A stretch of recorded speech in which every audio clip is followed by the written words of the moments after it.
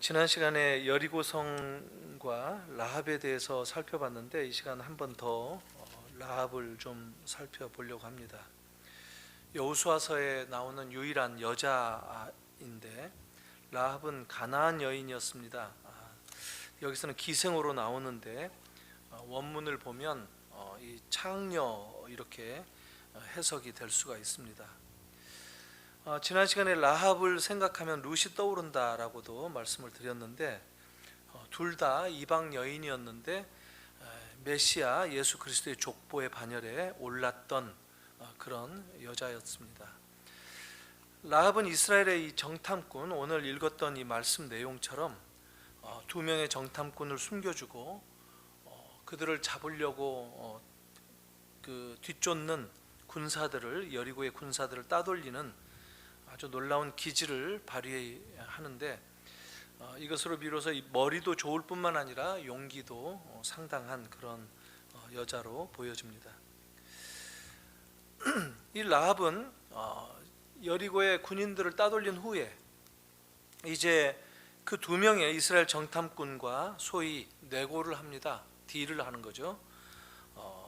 그래서 내가 살려줬으니 너희도 나중에 그래야 한다. 그것을 맹세하라, 이렇게 협상을 제안합니다.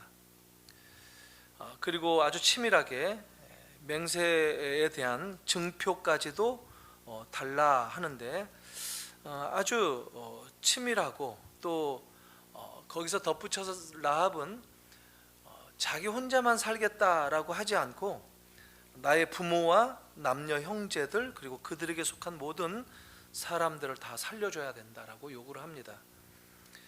정탐꾼들은 아주 오케이 하죠. 여호와께서 우리에게 이 땅을 주실 때에 인자하고 진실하게 너를 대우할 것이다. 그렇게 약속을 합니다.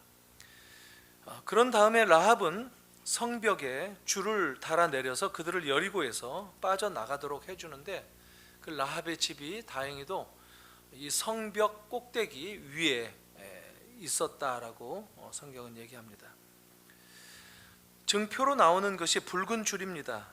그래서 나중에 여리고를 이스라엘 백성들이 점령할 때 붉은 줄을 창문에 매달아 놓은 그 라합의 집, 그것을 표시 삼아서 온 가족들 또 그 집으로 불러 모았던 형제들, 부모와 함께 모두 구원해 줄 것이다, 이렇게 약속을 하고 이제 떠납니다.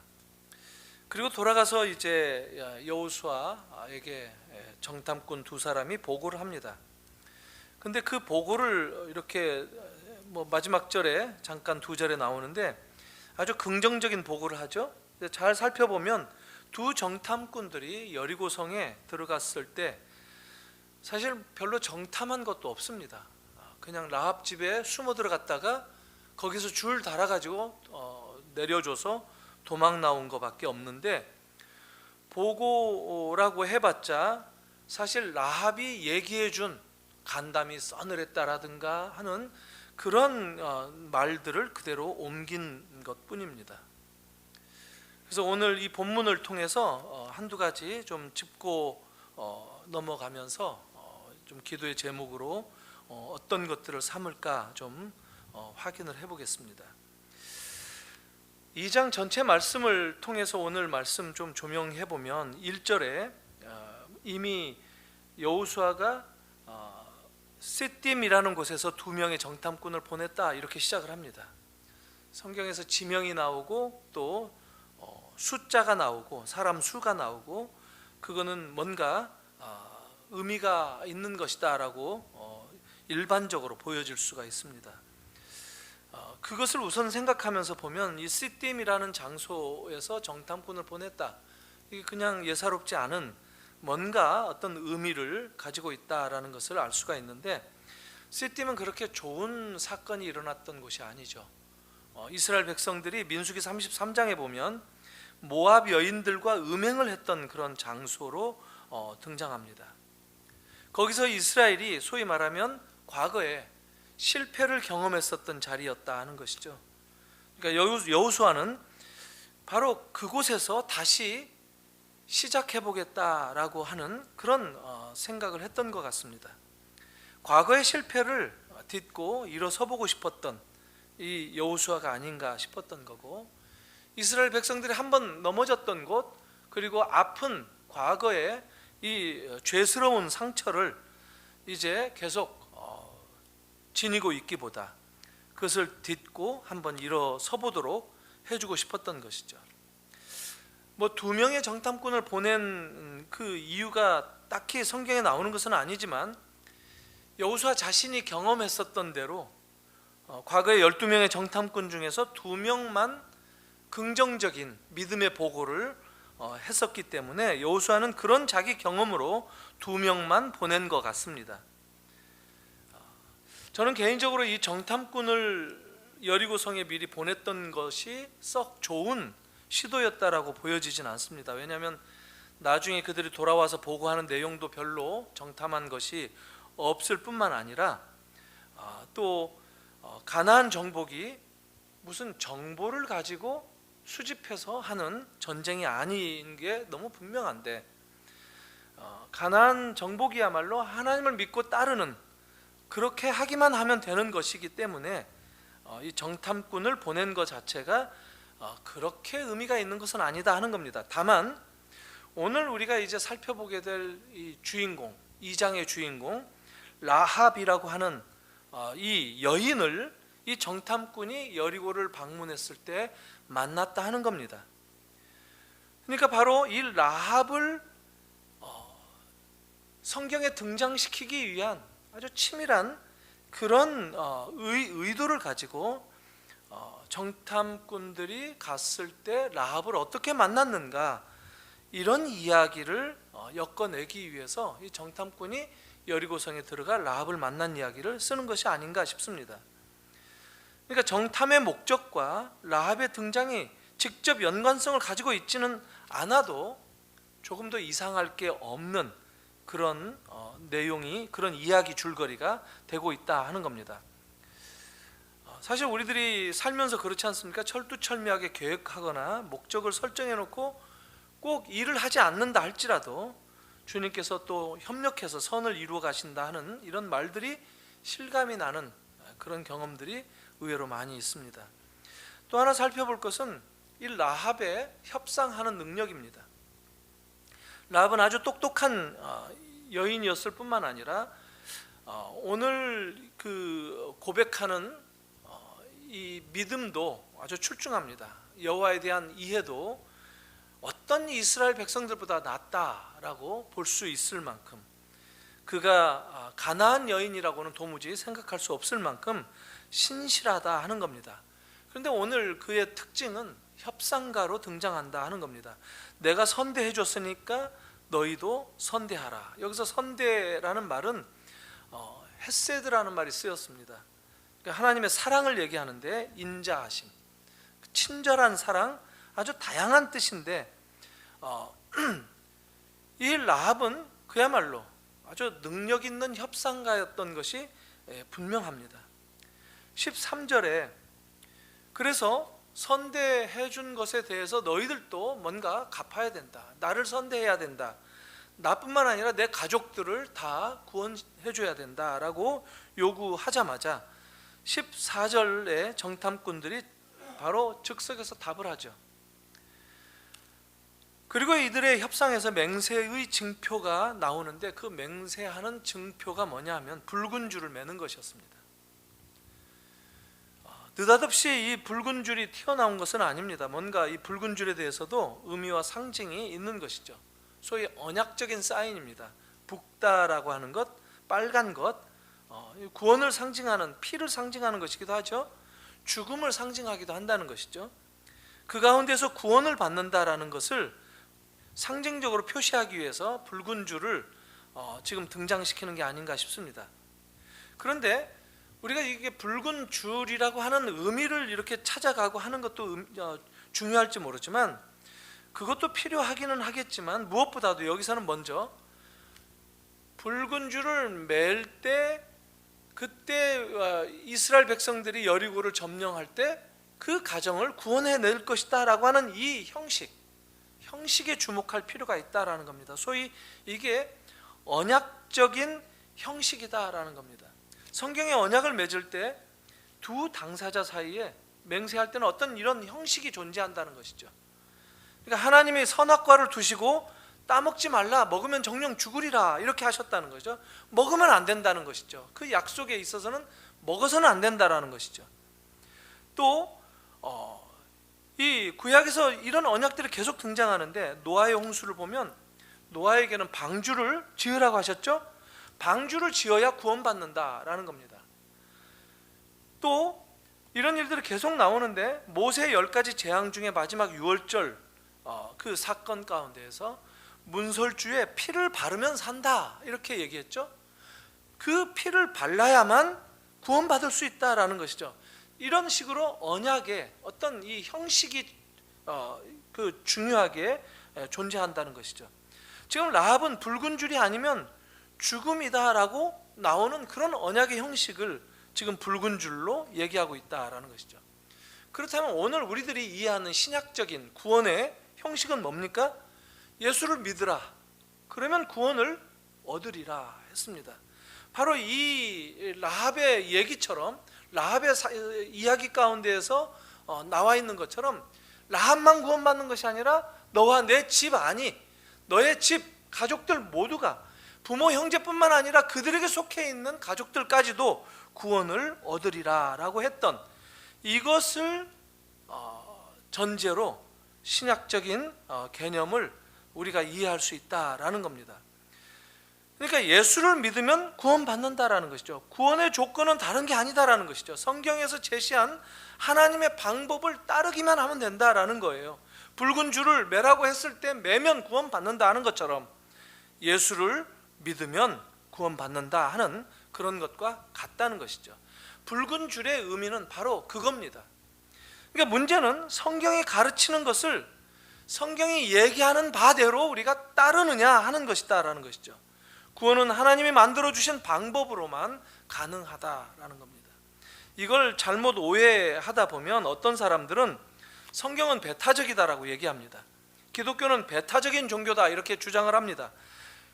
기독교에서 주장하는 바를 좀 빗대어서 자기네들만 중요하다고, 자기네들만 옳다고, 자기네들만 구원받는다고 주장하기 때문에 예수 믿는 사람들이 배타적이다 이런 얘기들을 의외로 하는 그런 얘기들을 들을 때가 있습니다.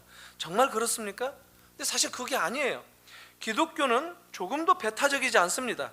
다만 구원은 배타적이에요.